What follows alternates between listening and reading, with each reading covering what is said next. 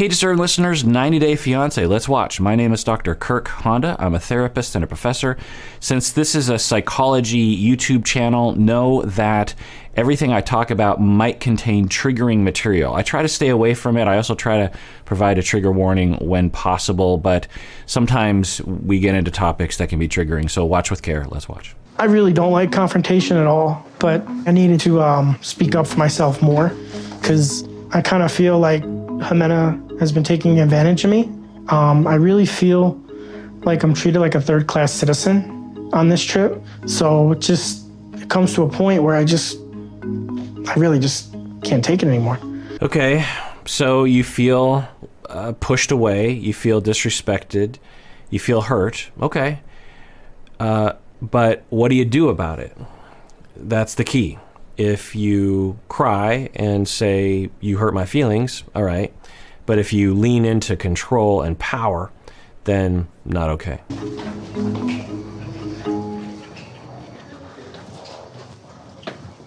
Hola. Hola, Mai.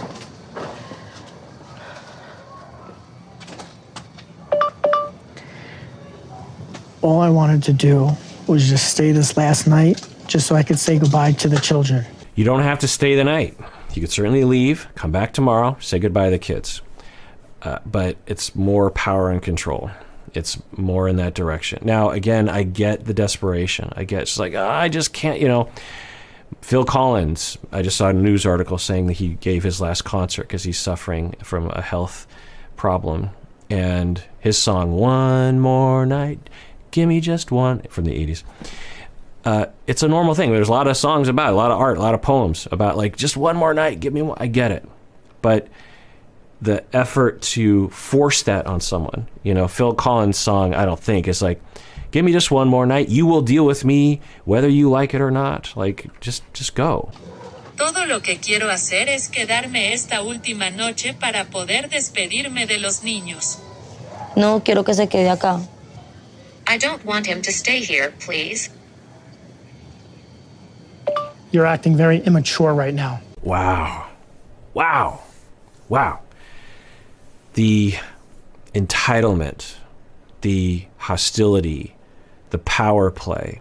If I were Ximena, I would go in the house right now and shut the door and lock it and say, we're done. I'm no longer... If you engage, this is what abusive people want. They want engagement, because if they have engagement, they still have power. And if you separate, they no longer have power. So he's outside, get inside, lock the door. I wash my hands of it. Estás actuando muy inmaduro en este momento. Me importa un culo, pero no quiero que quede acá. All I want to do is, I want to do the right thing. I just want to say goodbye to the kids in the morning. You'll never see me ever again, I promise you.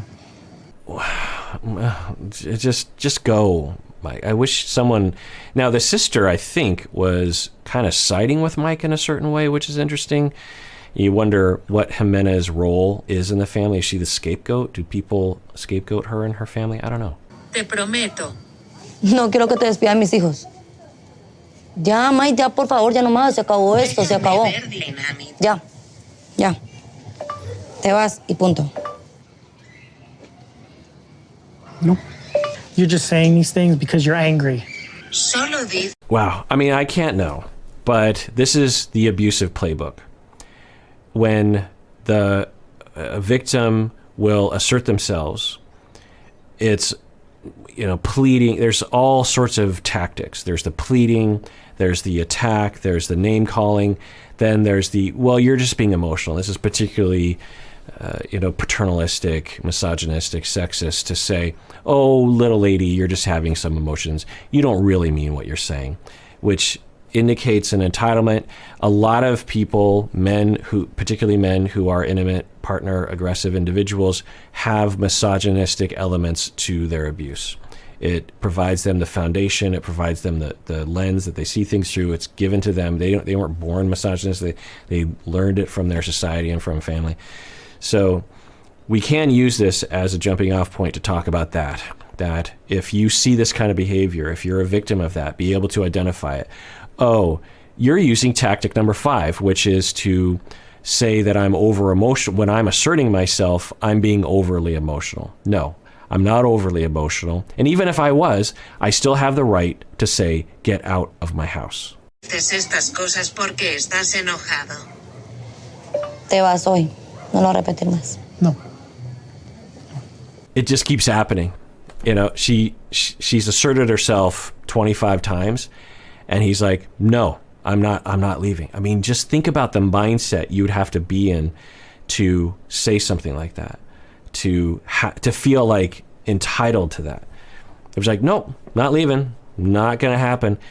I've encountered this professionally, also personally, and it is always the tip of the iceberg in terms of abusive behavior. It is very concerning that he's doing this. Voy a dormir.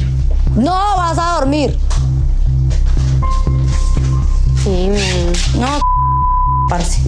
And you see the sister, I think, saying like, calm down, you know, let him stay, that kind of thing. And so you just wonder like how the family plays into this whole scenario.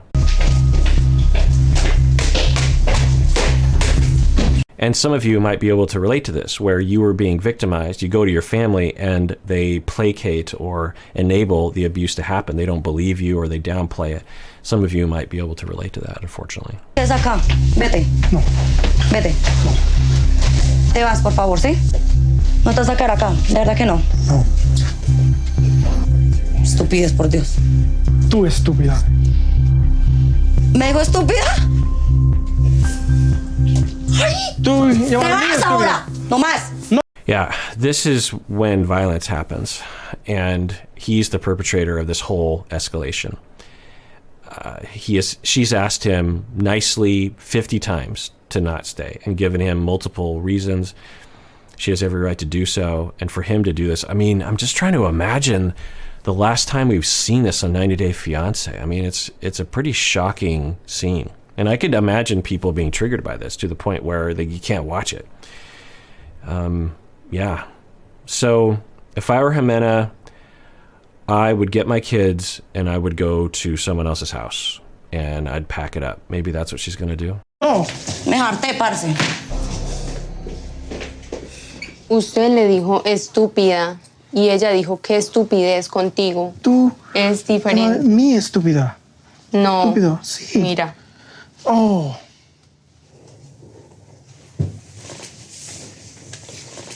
And the kids are there. I had this hope that the kids weren't even there to see any of this, but they're there. So, yikes. Sorry. So, Ya, respire profundo. so if I go to a hotel, can I still come back tomorrow and say goodbye to your mom, your brothers? So, okay, there's some legitimacy there, that he felt that they were family, the kids, the rest of the family. He wants to say goodbye to them. Okay, then go home, have them over to the hotel. You don't have to see Ximena ever again, or meet at a park so they can, you know, have some control over things. And okay, and you see the pain. And this is part of our education of intimate partner aggression. Underneath abuse, almost all the time, the perpetrators that I've treated, is this: the pain, the longing, understandable emotions. They have a defense against that, and they've been modeled it by society and by their family to react with aggression and abuse to that pain. But the pain is understandable. The pain is something we can have empathy for. And if we can get to that, then we can say, that's where you need to be. The pain is what you're feeling. Stay there. Don't go to the defense of abuse. Don't go to the defense of coercion. Live in the pain. You're in the pain. It's going to happen. And let's just stay there. Cry it out. Talk about it. Be there. Don't go to the other place. And the children? Sí, sí. And this is where a lot of incels are coming from. people on the internet, if you don't know what incels are, involuntary celibates. And on some level, there's a section of incels who they're not toxic, they're fine. They're just involuntarily celibate for whatever reason. But there's a lot of incels who have a history of being rejected, and they're in a lot of pain. They're hurting bad, and their defense is to, get into this echo chamber that women are to blame, feminists are to blame, women are trying to control you, the society. It really gets quite wild in terms of the echo chamber and what some of them believe. And it's similar to this, that you feel the pain, and because society has told you, as with toxic masculinity, that you can't cry, you can't express pain, you have to be dominant, you have to be in control, you have to assert yourself, and you feel like that's your only recourse, instead of being a human being and just expressing your pain, expressing the hurt, which of course he would feel. It's just that you, your mom, your dad, they were all so nice to me. Ahora lista todo para irse al hotel. Y mañana, si quiere, regresa, se despide de los niños y te vas. Yeah, I'm so glad that she's there to mitigate everything. And yeah, I mean, just imagine that. You're not only marrying, and we can give him some thumbs up about that many cast members, they just want the person. For him, he was marrying the whole family. He recognized that from the beginning. I'm not just marrying Ximena, I'm marrying the kids, I'm marrying the whole family, and I'm into it. I want that. And he had all that motivation, which I think came from a good place. And when she breaks up with him, for her, it's a loss of him. For him, it's a loss of all of that, which of course he is still sad about, and he at least wants to say goodbye, which, is fine. So there's a way to do it without him exerting control over Ximena. Now get everything ready to go to the hotel, and tomorrow, if you want, come back, say goodbye to the children.